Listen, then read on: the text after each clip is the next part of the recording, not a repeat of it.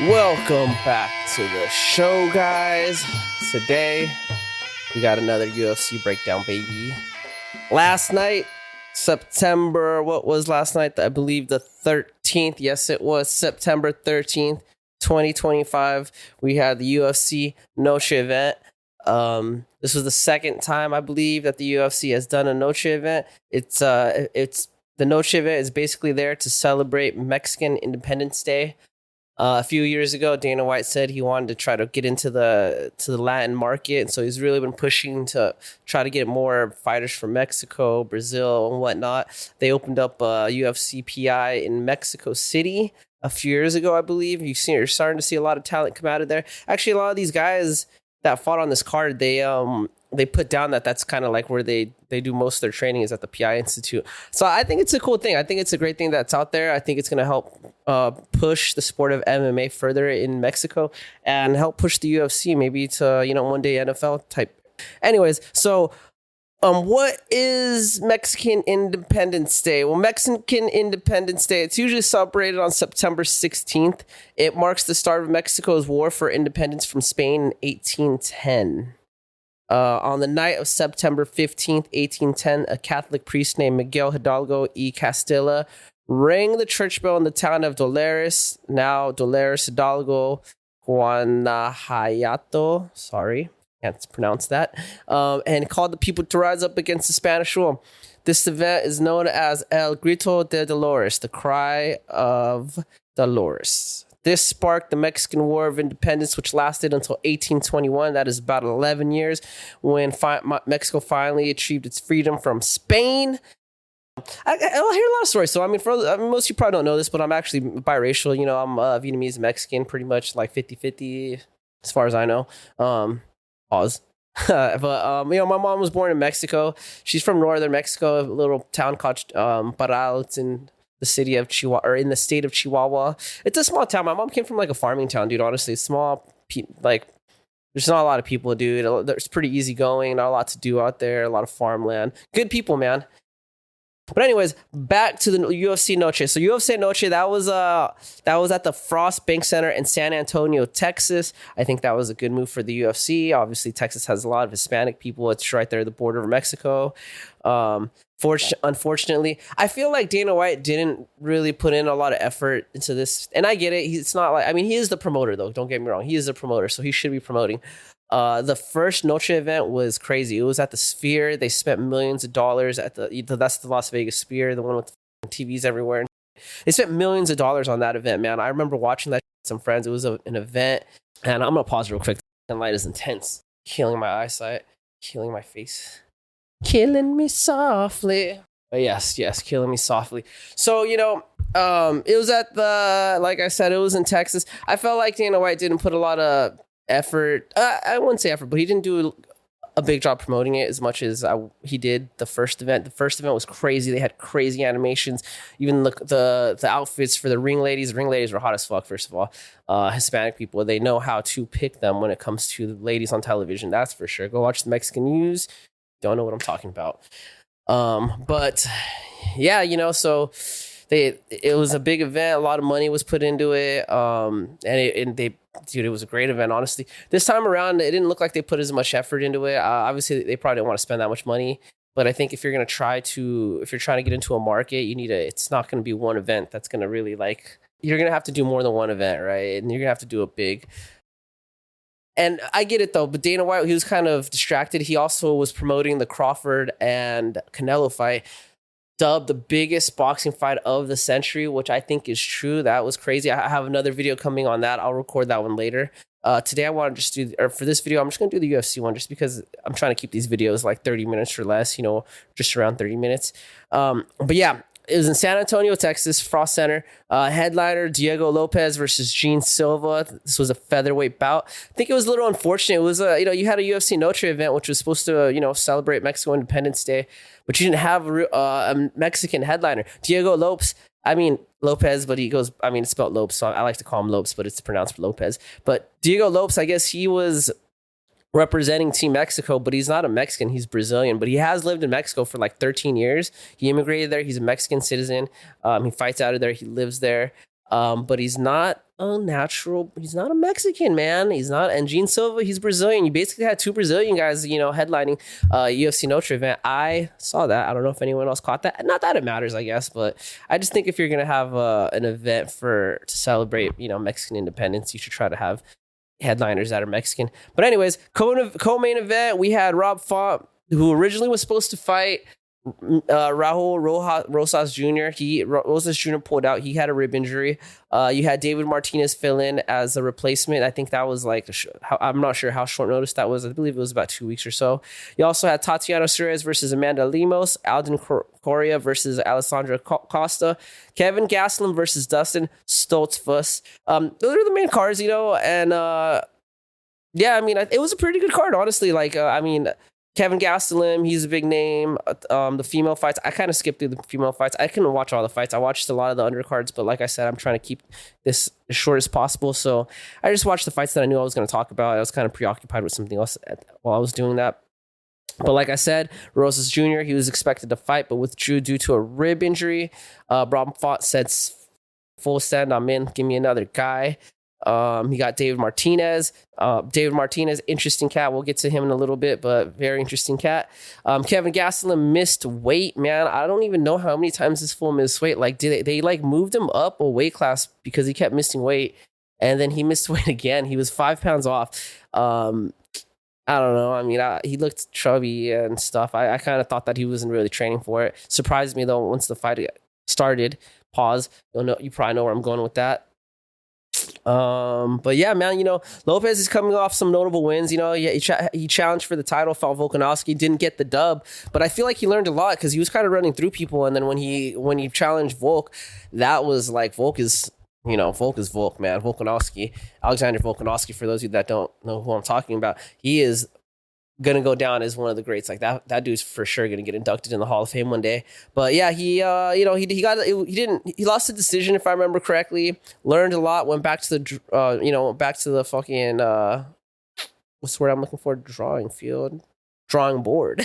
Sorry guys, I'm not even high. I just didn't get a lot of sleep. I've been going to sleep late lately. Yeah, so coming off that loss with Volk, he's hungry.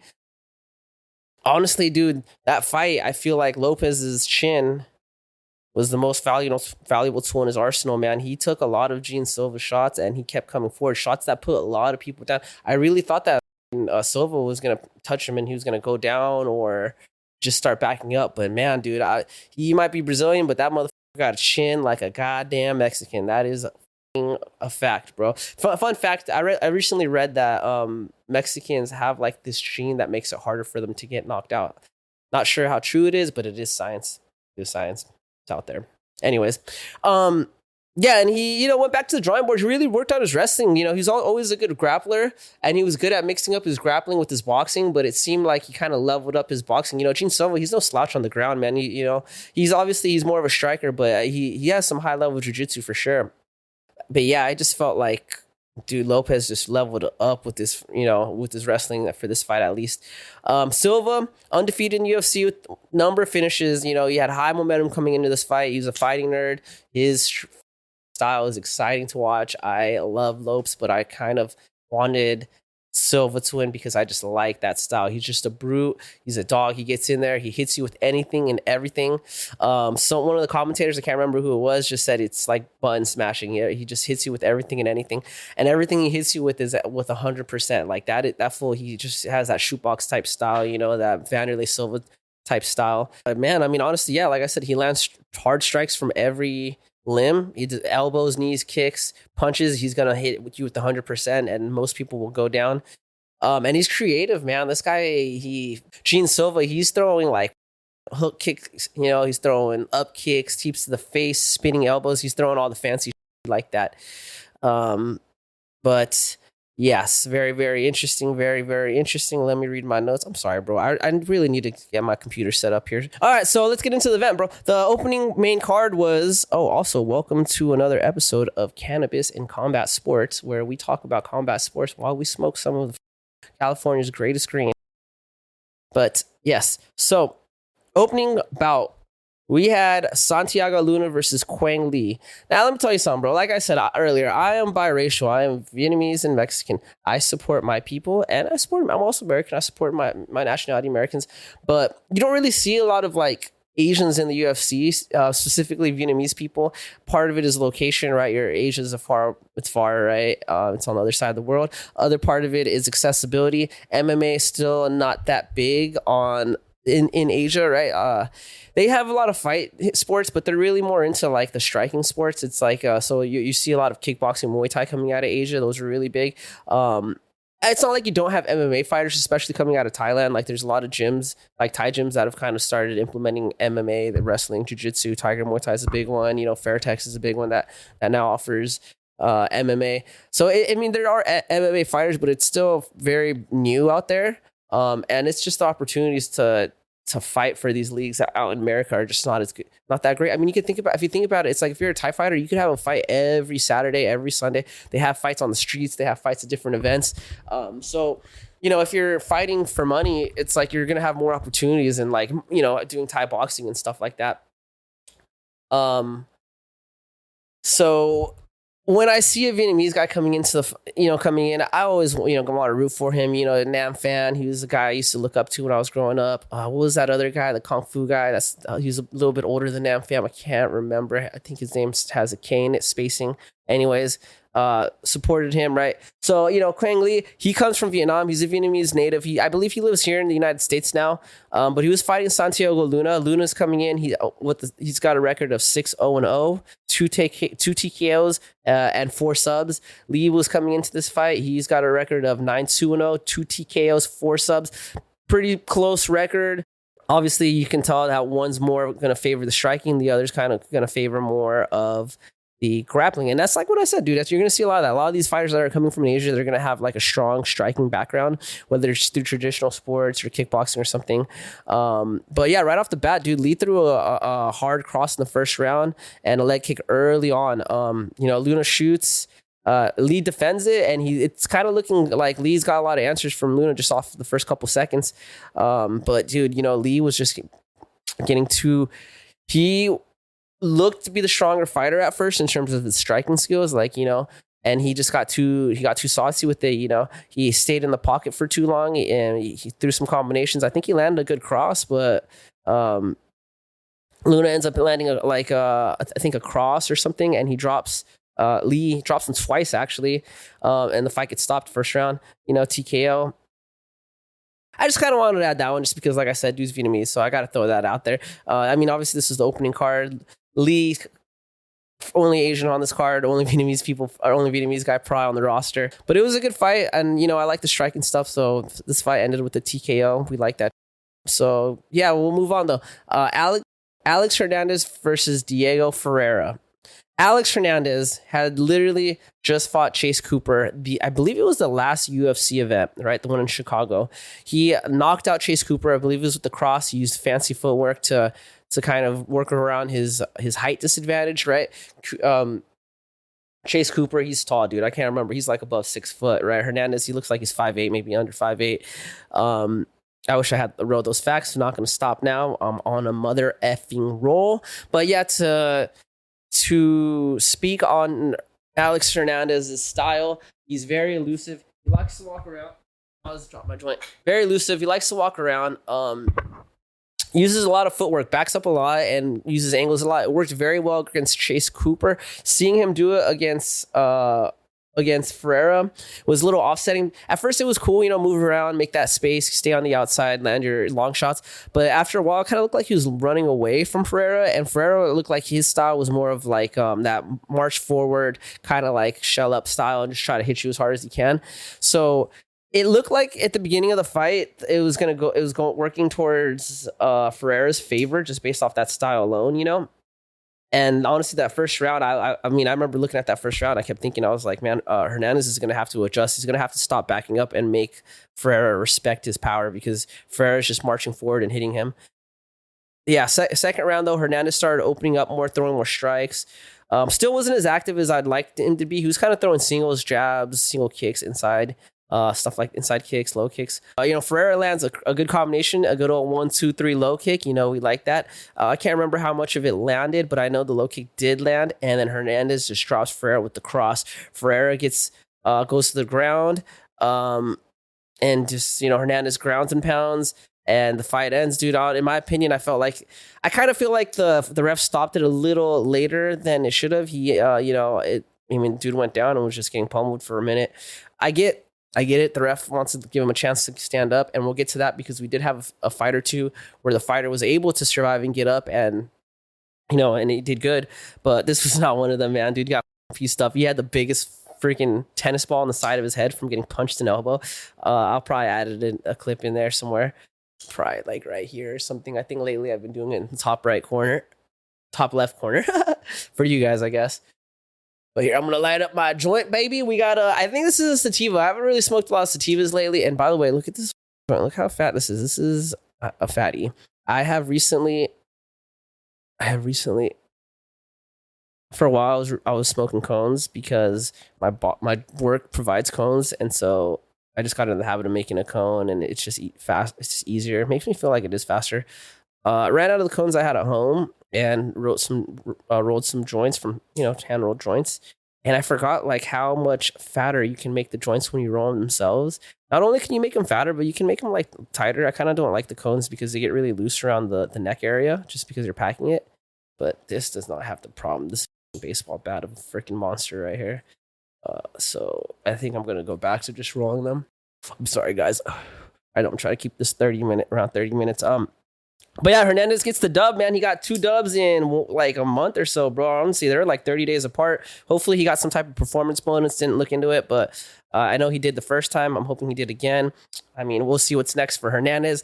I take my words back. Honestly, I thought that his style wasn't gonna work, right? Especially against an aggressive guy like Ferreira, but he made it work, and I'm very interested to see where the future takes this young man because, I like seeing different styles. I like seeing people do things a little bit differently. So we'll see if he can. It kind of reminds me of a little bit of some Wonder Boy type stuff. You got to chase him down. You got to do all that work, right? Next fight I want to talk about, man. Kevin Gastelum versus Dustin Stoltzfus. Dustin Stoltzfus, can't even pronounce his name. Don't even know where he's from. Big freaking guy, though, dude. This guy was huge. This was like, I believe, a middleweight bout, I think. I could be wrong. Stoltzfus. Can't even pronounce that name, dude. Okay. Unpause. So, yeah, Kevin Gastelum versus Dustin Stoltz. Kevin Gastelum coming in with the 21-10-1 record. That might have been 20 at the time. I wrote this morning, the record. I'm sorry, I didn't finish writing my notes last night because I was busy. But it might have been 20-10-1. Stoltz, he's coming in with a 16-8-0 record. At the time, I think it was a 16-7-0. Kevin Gastelum, he's got 6 wins via KO, 6 via sub, 7 fights ended in the first round. Stoltzfus, he's coming in with 3 TKOs, 6 subs, 6 first round finishes. The stats are interesting because when you're matching people, it's like I think you have to go off the stats, but then like it's like there's the stats and then there's actual there's fight presence and actual fight technique, right? So you can sit there and match someone based off their win-loss record and how many times they finish first rounds. But it's really the styles that will make fights, right? And so you'll see a guy, and I'll get to this, dude, especially and this is a fight I actually want to talk about, the Rob Font versus the Hernandez fight. That fight on paper doesn't make sense. But then if you were to watch each of them fight individually, you would be like, okay, I could see this fight happening, right? This is something that we can make. So it's an interesting thing when it comes to I don't know if it's all sports because I don't watch baseball, I don't watch basketball, but I feel like those sports, maybe the stats matter a little bit more. They paint a better picture at the very least, But yeah, Kevin Gastelum, he's I think he was a Ultimate Fighter winner. I can't remember what season, but Ultimate Fighter winner. He's the veteran here. A lot of people should know his name. For a while, I mean, he fought for the belt, I think, on more than one occasion. He lost to Israel Adesanya horribly. A lot of people were saying he was washed, myself included. I'm not gonna lie. I mean, he had problems with weight cuts. He had to move down a weight. I think he was forced to move up a weight. I'm sorry. I don't even think it was an option. I think they just told him bro, we're tired. I wasn't sure what his future was going to be. I mean, but and coming into this fight, watching watching the fighters before the event, during the interviews and the press and all that, Gaslam, he was looking not in shape. He was looking kind of fat. I mean, he moved up a weight class, and it looked like he said because he missed weight by 5 pounds. He doesn't. I think he's only 5'8", bro. He's 5'8", and he's fighting at what weight class was that? Middle? No, that was a middleweight bout. It's a middleweight fight, man, and he's 5'8". He was fighting this freaking big ass white guy, Dustin Stoltzfus. Sounds German or something. Stoltzfus. By the way, happy Oktoberfest. I think it started right for all my Germans. He's fighting this big ass freaking German looking guy, dude. Did not look like he should be in that weight class. Still shows up, over. It just was like a lot of questions, man. I mean, I didn't know it was gonna happen. Both these fighters are coming off of L, so I felt like they both should have been motivated to like get in there at the gym and make weight and do what they got to do to get back on course, right? But I mean, when the fight started, I ate those words, bro. Kevin Gastelum immediately takes the center, lands. He's landing. He appears to be the faster fighter, bro. His punches are landing more crisp. His fight IQ is phenomenal. He's able to move out the way, just slightly get back in, land his 1-2. His 1-2, I think, is what was money for him, and it makes sense. Obviously, when you're fighting the taller fighter, your long attacks are going to be the ones that you want to use the most, right? Ideally, when I fight someone way taller than me, I personally like to just use kicks. A lot of teeps to their stomach, low kicks, left kicks to the body. But if you're a puncher and maybe you're not. You don't like kicking so much. Obviously, your straight punches. I would love to be able to throw a left hook on a guy that's like 6'3" and land it every time. It would be beautiful. Overhands work too, But honestly, in my opinion, just your straight punches, your 1-2, your teeps, your left kicks, your low kicks. Those are going to work the best because it helps kind of let you be a little bit more on the outside, And it showed. Gastelum was doing a lot of 1-2s. They were landing almost every time. Came in as a southpaw. Stoltzfus looked like he couldn't deal with the speed, man. He looked so much slower, and he looked just kind of like petrified. Now, this could also be like, mind you, this could also be because the weight cut, right? Kevin Gastelum came in 5 pounds over. He had to cut 5 pounds less than Dustin had to, right? So that wears on a fighter. It's like going into the fight with already better cardio, right? It's like you feel better, and he's moving up a weight class too. He's a smaller dude that's just not having to worry about the weight cut, really, to be honest. So he's his power is able to go further. His speed is there, and he just overall feels better, right? But honestly, Stoltzfus, he just was frozen, bro. He couldn't land a lot of stuff. He was landing some good kicks, pretty much some body kicks, low kicks, but he just didn't keep on it. I think there was a point where he kept slamming right body kicks to Gastelum's stomach, and Gastelum was southpaw, so they're landing like money. I think the problem with that is when you're a slower guy, it's like and you're taller, so you're able to land your kicks and stay safe where they can't. But then it's like you don't really have the ability to throw something after that. You throw a kick and then you got to put your foot down. Now you're kind of just in the air, right? So if the other guy is smaller and faster, he can come and capitalize on your kick by eating it and then returning with something fast. In Kevin's case, it was like a 1-2 or a jab. I think Stoltzfus should have adjusted, right? He should have been like, all right, let me throw like a right kick and then just, put my foot down for a second, throw a right, like just kind of spam it, like do those speed kicks, or maybe throw a right kick and throw a right hand behind it. That's money. Honestly, a lot of people, if you're throwing a right kick to the body and you can full send that right hand over the top, dude, even though it's weird because you're not balanced and you're towards your southpaw side, it's money because it's like if they're either trying to catch it or counter, now they got to either defend it and you're safe, or they try to go in on it and they eat it. We just saw Jackie Boonton. She got knocked out by that. What was that chick? She was like that white chick. I don't know, but it was basically off a right kick and then a right cross. But yes. So I mean, Gastelum he just was opening him up with combinations, man. I mean, Gastelum ate some low kicks, especially on the calf, But dude, those combinations were just money. At the end of it, I mean. But yeah, Gastelum was just more active the whole fight. He just was hitting him more, kept it mostly a boxing fight. Stoltzfus at times, especially in the third round, like just only used his hands, which I didn't think makes sense. I was like, it's not working for you, bro. You got to change the plan. He tried to take him down a few times and he couldn't. And it seemed like anytime he would kind of like just do emergency shoots, or like what's the word I'm looking for? Like panic shoots. He would get hit with some hard combinations, like especially there's some times where he got hit with Gastelum's cross. And he would just immediately shoot from the takedown from the outside, just throwing both of his hands out and it just I don't know. It didn't look good. I think he goes back to drawing board. But Kevin Gastelum proving why he's up there and why he's the man back in the spot. Would love to see him fight again. And actually do a good weight cut and maybe even move down a weight class, bro. Honestly, I feel like he could move down a weight class. Maybe he could just stop. Like he would be a lot stronger than these guys if he went down. And with that speed, bro, he's so much faster. But we'll see. He's in middleweight right now. Another fight that I want to talk about, man. Another fight. Rafa Garcia versus Jared Gordon. Garcia's coming in with the MMA record of 17-4-0. Gordon by 21-7-0. Garcia has 1 TKO, 9 subs. Gordon, he's got 8 KOs, 2 subs. First fight finishes. First round finishes. I'm sorry. Sometimes I don't finish writing words out. And I'm like, I don't know what I'm talking about. I get to it, and then I get to it. I don't know what I'm talking about. I don't know what I'm doing, bro. I don't know what I'm talking about, dude. Yeah, that was a good fight, man. Honestly, it was the skill set wise. I feel like they were close. They were mostly, for the most part, they're throwing a lot of striking.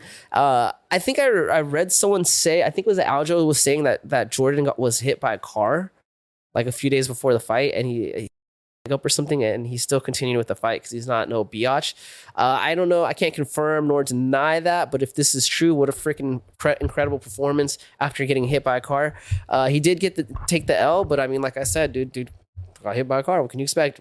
But yeah, it was a good fight, man. Second round is where the fight ended, or where the biggest turn of the fight went. Up until that point, I felt like the fight was pretty even, especially with their punches. They're kind of just going blow for blow. But in the second round, Garcia started adding elbows, and he cuts Gordon with I think the first elbow he throws. He throws it from standing up. I think it's a right elbow. He brings it across, cuts him on the side, and he's like, "Oh damn, these elbows are working." And he just kind of kept going back to that. Like they would be going in striking exchanges, like primarily with the punches, boxing, and he would just slide an elbow in, and he hit him with the elbows a few times, and he backed him up. And then Garcia was landing some good body shots.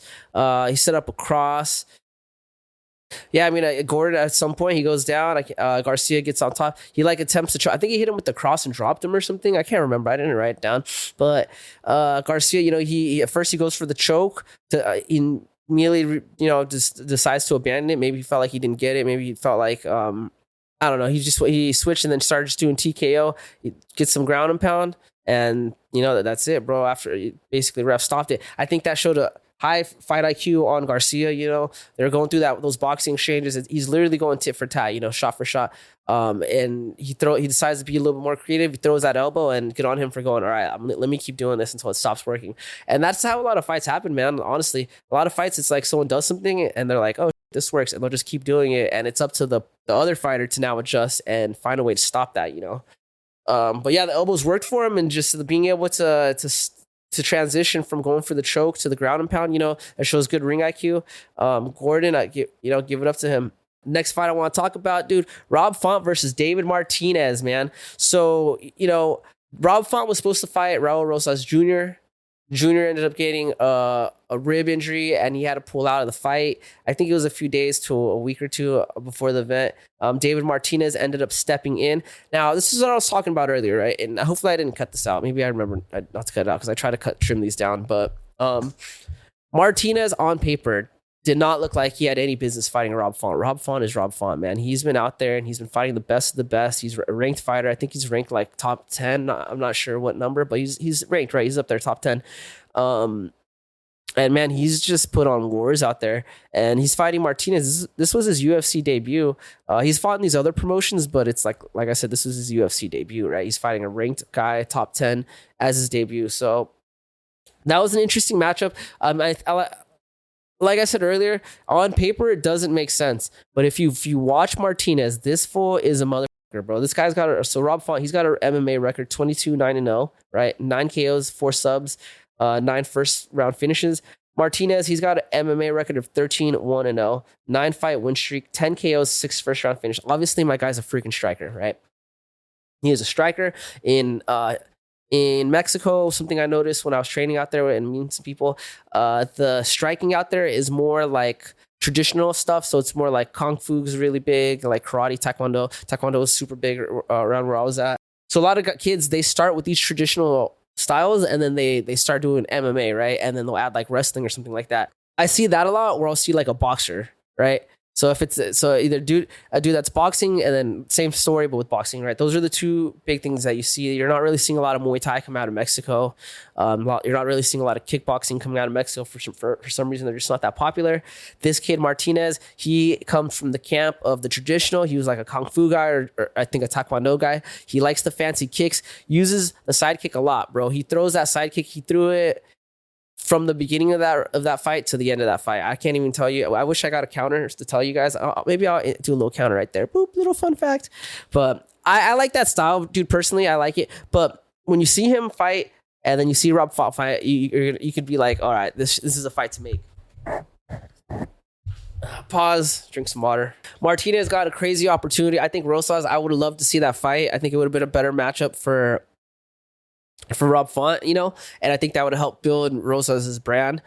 Martinez stepped up though, and he got the dub, man. Honestly, I'll keep it short and simple, man. Rob Font could not do so. All right, so similar story to the guy that fought Chase Cooper, Alex Hernandez. This dude Martinez was so evasive, but like times 10, you know. He's more evasive and he was throwing more strikes. So that's a little bit about his style. He moves around a lot, uses a lot of side kicks, a lot of long attacks, but then once you get in range, his boxing wasn't bad, you know. He kind of has a similar style to how I like to approach like fighting, you know. I basically like to use my kicks to set up my punches. So I like to use side kicks and all that. But man, I didn't think it was gonna go down like that. My guy Rob Font, I would have had money on that guy. And he freaking lost. He couldn't touch Martinez, man. There was a couple of moments where yeah, he touched him up and he was doing good. But anytime he would land some combinations, land a hard shot, my guy would just eat it and then move, sidestep, back up, and then, you know, throw a side kick, throw a kick, you know, throw his punches back. He just kept frustrating Rob Font, man. Rob Font just look frustrated, and he looked like he started trying to mix it up with like I remember he was trying to time a spinning backhand, like when Martinez would dip to his backside. He was like, all right, let me see if I can do a spinning backhand, but couldn't do it, man. You know, and this kid's kicks were crazy, man. Martinez's kicks were so fast, throwing teeps, kicks to the body, low kicks. Like honestly, like you would see him turn his body to go into the kick, and then the kick was done. Like he just was so fast with it. And I mean, after the second round, he looked like he slowed, or actually after the first round, during the second round, Martinez slowed down a lot. And I think it was just from his style, from moving and kicking. I was like, damn. And that's when Rob I think he won that round. He was able to come forward more and land some strikes. The third round though, that kid Martinez, he got a second wind, and you know, he basically went back to what he did with round one. A lot of kicks, side kicks, body kicks, you know, boxing when he's close. And he ended up getting the decision, man. Rob Font tried to take him down a few times, couldn't take him down. So, dude, random fact about Martinez. My guy's a freaking doctor. He's a freaking doctor. So he literally was like, all right, so I'm going back to the office tomorrow. Sign some patients' photos. And he's like 32. He's a doctor. He just got into the UFC. His sister, she's a chemist. She's also in the UFC. I think she got there before him. What a family, dude. Just, I don't know. I don't even know what to say to that. I'm over here just smoking weed, talking to the internet. We can't all be God's favorite, right? Yeah, I think the other thing too is Rob Font, he was investing in a lot of body shots, but they were not making Martinez go down. I feel like if he had it was more 5 rounds or something, I felt like that would have kind of been more better for Rob Font. As Martinez slows, he would have been able to catch him, but it wasn't. It was a 3-rounder, and my man Martinez gets the dub. Yeah, Martinez, what a win for him, man. I mean, that's going to definitely prepare him to stardom. Honestly, I feel like these, if you're going to get into the UFC, this is going to sound racist. I hope it doesn't, but it's not. You should learn English. It's going to help your career a lot, man. You should learn English. I wish I could remember what this kid's interview was. I don't remember. But anyways, yeah, so we'll see what's next for Martinez. Maybe who do we give him, man? This brings up an interesting question, though, right? So it's like I said, Martinez had the skills to beat Rob Font, right? But his strength came in his speed and his distance control, right? The question, so when you have a guy who has a natural edge on other guys, the question now remains, can he become champion? Can he beat the top 5 guys, the top 3 guys, right? Because it's like there's having natural ability, right? That takes you far, but it's technical skill that really is champion mentality, right? You'll see champions that they like a lot of these champions, dude, they don't have like any amazing technical skill. They're not like the best. Like, yeah, you'll have your guys that are like knockout artists. It's like I touch you, like your Ilias, right? I touch you and you go down, right? You'll have like your submission artists or whatever, dude, or you guys that have the best cardio, right? You know what I mean? But those aren't always the guys that become champion, and they're not the guys that stay champion, right? It's having the technical skill is what makes you the champion, and if you have a biological skill, that makes greatness, right? Having a the biological skill mixed with the work ethic and the fight IQ and the knowledge, that's when you get like your Anderson Silva, your George St. Pierre's, right? Martinez, it's like I felt like all I saw and all he relied on was that speed and distance management, right? Primarily the speed, right? Uh, I I want to see how he does against a top five guy now. You know, does he have the technique to carry those skills, right? And if he's lacking the technique, is the biological advantage enough to beat people with the better technique, right? To beat these more. And then I'm not saying Martinez doesn't have good technique, right? He had good technique. His hands were up every time he punched. He was able to, you know, when he kicked, he kept his hands up. Dude, like, I mean, he was kicking just flawless. You know what I'm saying? I can't just him on any of that. But what I mean is just like, it's just hard to tell because like I didn't get to see much of him, right? I mean, I saw him only this one time. Obviously, it was 3 rounds, so I saw 90 minutes of him, but or 15 minutes of him. But I've gotten to see him fight other guys, right? Is what I'm trying to say. But anyways, I don't know where I'm going with that. I'm just rambling because I'm freaking high now, baby. All right, so let's go to our main event because I feel like we're running out of time. I see 44 minutes minus the stuff I got to cut out. Empty space. Diego Lopes versus Gene Silva. Is it? I mean, people call him John Silva, but unpause. So now back to our main event. Or now to our main event, right? We had Diego Lopes versus Gene Silva. I feel like people were pronouncing Gene Silva different. I think they're calling him John. I don't know, man. I don't know. I'm just reading these freaking words, man. All right, I don't know what I'm doing. I'm not like a linguist or anything. Please forgive me, Gene Silva. Gene Silva, man, interesting character. It reminds me of a Creed song. No, I wouldn't say Creed. Oh, okay. What's that Russian song? Do has me. He's so emotional, man. He gets angry and happy, mostly angry. Very stoic guy. He freaking reminds me of Vanderlei Silva. He reminds me of that whole shootbox era. Brazilian, maybe that's just how they are. I don't know. Fighting style reflects that. He's a freaking dog. Gets in your face. Does not let off the gas. Doesn't stop and hits you with everything and anything, dude. He hits you with punches, kicks, elbows, knees. He'll take you down, you know. He hits you hard with everything. Everything he hits you with, he's expecting it to make you go down and knock you out. And I love it. He's a very exciting fighter to watch. Diego Lopes, man. What can I say about my man Diego Lopes, man? We got a lot of love for Diego Lopes. He represents Mexico now. He pretty much is Mexican. I mean, he's Brazilian, but you wouldn't know it, man, when you the way he dresses, the way he lives his life, man. He's one of us, baby. Diego Lopes, he's you know, his style, great conditioning, good boxing, good wrestling. He usually uses mostly his wrestling to set up his boxing. Actually, it's like he's shooting for takedowns and people are kind of like you know, they're trying to stop it and then it opens up his hands. A lot of good ground and pound.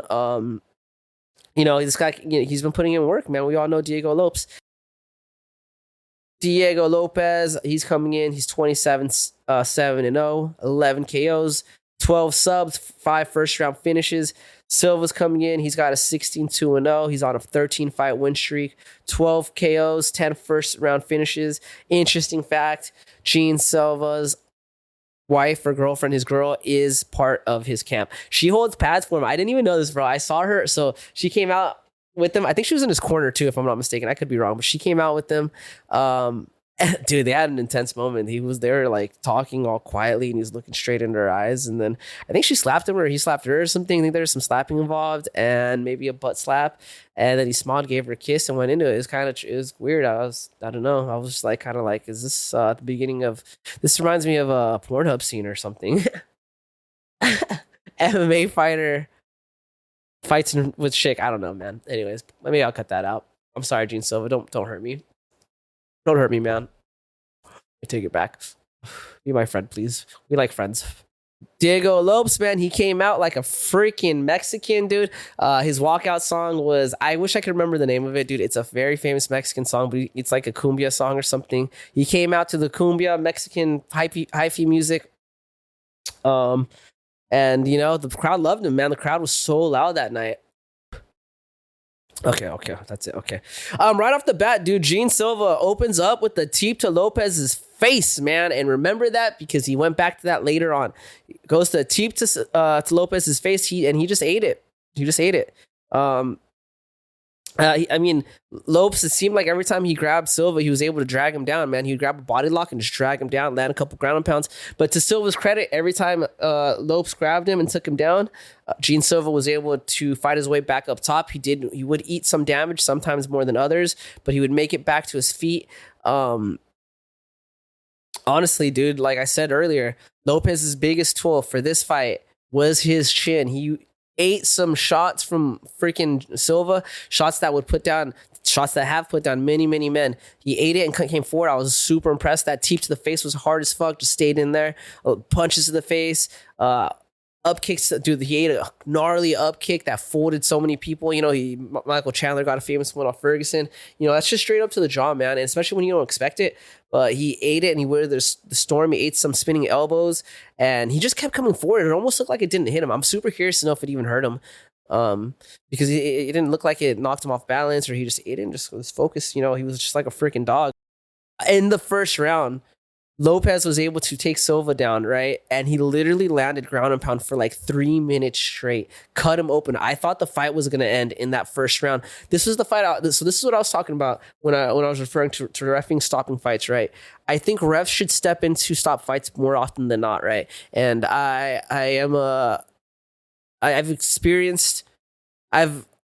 I've met people, right? So I've met people, fighters, UFC fighters, some who are experiencing signs of CTE, and it freaking breaks my heart, dude. And now that I'm older, I think about it a lot more, and it freaking makes me sad, bro. The sport is a beautiful sport, and unfortunately, there's long-term consequences that are associated with the sport, and you know, and one of them is brain damage. So I think more often than not, these refs should stop in, especially if the fighters are getting paid what I think they're getting paid, which doesn't sound like a lot. The refs should stop, right?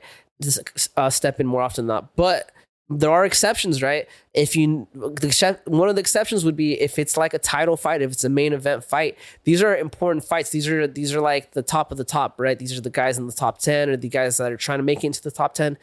I think in those cases, you can let the fighter take more damage than you would on these other cards. It's kind of, and I know it's hard. How did you figure this out and all this? But that's what's going to make a good ref, right? And the other exception is if you know your fighter. If you know you have a fighter that has been able to get up to show that the damage, he was damaged. Well, I know it's bad for his health. He's still going to get the brain damage no matter what. Or maybe he just doesn't have the gene. We don't know that, right?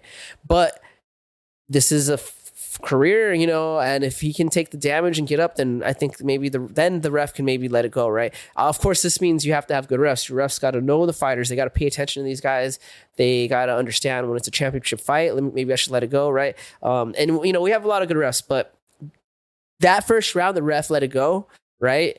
And Gene Silva was finally, after 3 minutes of ground and pound, was able to land up. And he kicks Lopes in the face. I think he lands an up kick. He gets up to his feet and lands an up kick at the end of the round. He's beat up though. He's bleeding, but Silva was landing some freaking strikes in that second round. They were hard as fuck. And I could not believe that Lopez was just taking it and coming forward and returning, dude, not giving any fucks, dude.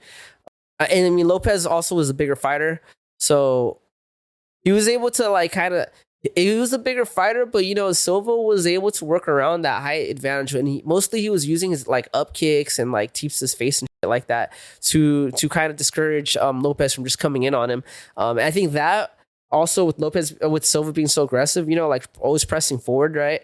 It kind of helped. It kind of helped with that reach disadvantage, right? Because it's like you got kicks coming at you and he's walking forward, so you got to either move out the way or just eat it, which was a lot of what Lopez did. He just ate it and just, you know, would return. Yeah, he gets to his back. Oh, this was a crazy scramble, actually, yeah. So he takes his back, and then Lopez, he tries to spin out of it. There's like a scramble, and Lopez actually ends up getting up and gets out of it. But then Lopes he chains that takedown with another like hip slam or something, or like foot or like some type of sweep, and gets on top of him. Yeah, so he gets on top of him, and so he chained the takedown, gets on top of him. Silva ends up standing up off of it. He did get taken down for a little bit, stands up off of it, and it just from there just goes into a crazy striking exchange, dude. And yeah, he goes into a crazy striking exchange, and Silva, he's like chasing Lopes, and Lopes ends up getting that same spinning back elbow that Silva was practicing or was attempting. I think he attempted it twice. Lopez ends up landing it, bro. And it honestly worked because Silva was being so aggressive and chasing him down. Lopez kind of was like backing up, and then he kind of just turned into it and caught him, and bam. What a crazy, we've been getting a lot of spinning elbow knockouts, actually, dude. The last UFC event, I think we had 2 or 3, right? Yeah, we had 2 or 3, and then now we have another one here. It's like, what's going on? Our spinning elbows. Ooh, our elbows taking over MMA. Oh, boy. Guys, you heard it first. Most prediction MMA or elbows, the latest craze in mixed martial arts. Let's see if it happens. I hope it does. And do we give Mike Perry credit for it with his dirty boxing, which allows elbows? Maybe. I think so, right? Because if you're a fighter, right, you fight. You're fighting for dirty boxing. You start landing you have a whole camp where you're practicing boxing and elbows, and then you get back, you go to the UFC, and you're like, oh yeah, I got this in my repertoire. Who knows? Anyways, yeah, he lands a spinning back elbow. I'll probably add a clip here. Spinning back elbow knocks out Gene Silva. Gene Silva is a bloody mess. The damage he took from that first round and that second round, dude, leaking. After there's some controversy, there's a lot of talking going on between the two camps, right? After the fight, Lopes went over to Silva's corner. This was when Silva was, I think, still on the floor getting up, and he said something to them. I'm not sure exactly what he said to them, but it caused an argument. And then from there, Silva gets up, and then now he's arguing with Lopes. People were asking what happened. Well, from what I understand, what happened was Lopes said something to Silva's corner, and Silva stepped in because that's his people. Or he probably didn't even hear what he said, but regardless of what he said, he's like, he knew it came out, it probably wasn't good. I mean, it's whatever. I think they hugged it out afterwards or something. When you have a fight like that, it's hard to stay mad at each other, right? Like, so there's a saying, I don't know who says it, but it says you cannot hate that which you understand. And I think there's some truth to that, or maybe it's just if you have empathy. I don't know. But when you have a war like that, you understand the shit out of each other, right? You understand each other in a way that not many people understand you. There's always going to be some type of love, I think, in my opinion, after a brawl like that, So maybe not always, but there's going to be some type of respect. There's some fighters that they're always going to hate each other, whatever, Tito, Chuck, all that good stuff.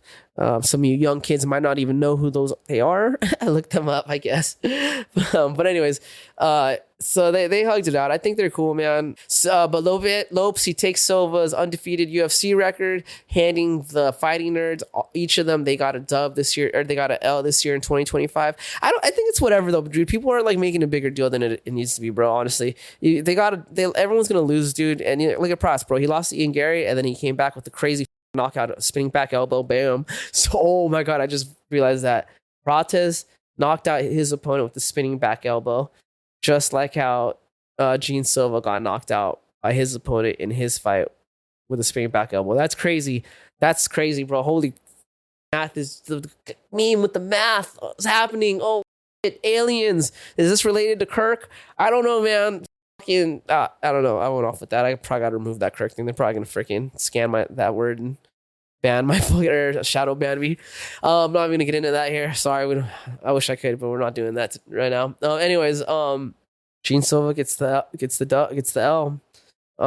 Lopes takes the dub. What's next for Lopes? He's got to fight. He's got to fight for the title now, I think. I mean, he was higher ranked than freaking Silva already, but what is he? I mean, what does he do, right? I mean, who's in the division? Let's see real quick. But it sucks once you do stuff like these rankings, because I get it. You want to fight for the title, but then you come across like you don't always like you wouldn't get a Martinez versus Fomp if you're just looking at the rankings, right? I guess, but whatever. We'll play this ranking game. I mean, Alex, I guess, has got the title still. Do we do the rematch? I would be down, but then I mean, it was pretty gnarly how. Should we watch a Evlov fight with Lopes? I would be down. Is that fair for Lopes? Is that fair for Lopes though? Lopes and Aljo would be a good fight. Honestly, if I was Dana, I would be down to be like, "Hey, Lopes, we'll give you the bag, dude.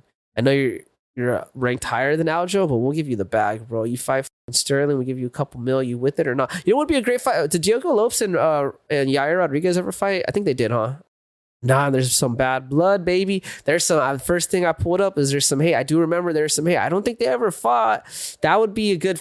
That would be a good fight too. I would be down to watch that. If you are you guys down? Look at man. Evolov would be cool. Can't know Mosford. I don't know if I'm pronouncing his name right.